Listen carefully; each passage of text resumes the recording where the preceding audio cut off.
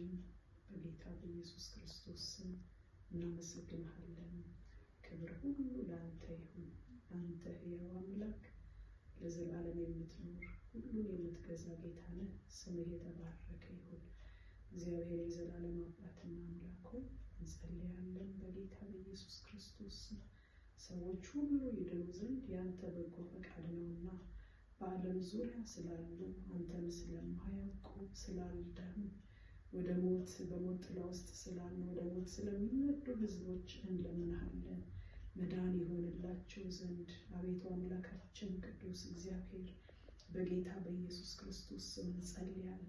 መንፈስ ቅዱስ ስለ ኃጢአት ይወቅሳል ተብሎ እንደተጻፈ ስለ ኃጢአት የሚወቅሰው ያንተ መንፈስ እንዲወቅሳቸው ልባቸው ለቃልህ ልባቸው ለፈቃድህ ልባቸው ላንተ በጎ ለሆነው ሐሳብ የተዘጋጀ እንዲሆን የተከፈተ እንዲሆን እንደ ሊዲያ ልባቸውን እንድትከፍትላቸው በጌታ በኢየሱስ ስም እንለምንሃለን።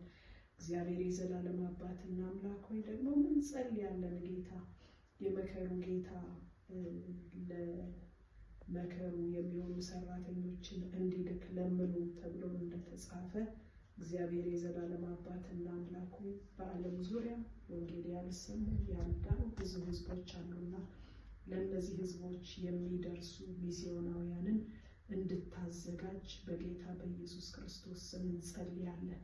አንተ ከነዚህ ሚስዮናውያን ጋር እንድትሆን የመንፈስ ኃይል እግዚአብሔር በእነርሱ እንዲያልፍና እንዲሰራ እግዚአብሔር የዘላለም አባትና አምላክ ሆይ የሰዎችን ልብ ደግሞ ጌታ እንደዚያ እንደ መልካሙ መሬት 30 60 100 እንዳፈራው ጌታ የሚሰሙት ቃል እግዚአብሔር አምላክ ሆይ ለሕይወት እንዲሆንላቸው በሕይወታቸው በቅሎ አፍርቶ መዳንን እንዲያደርግላቸው በጌታ በኢየሱስ ክርስቶስ ስም እንጸልያለን። እግዚአብሔር የዘላለም አባትና አምላክ ሆይ ሚስዮናውያኑንም ደግሞ በኃይል እንድታስታጥቃቸው በቃልህ እንድትሞላቸው እግዚአብሔር የዘላለም አምላክ መንፈስህ እንዲመራቸው መንፈስህ እንዲረዳቸው ምርኮን እንድታበዛላቸው በጌታ በኢየሱስ ክርስቶስ ስም እንለምንሃለን።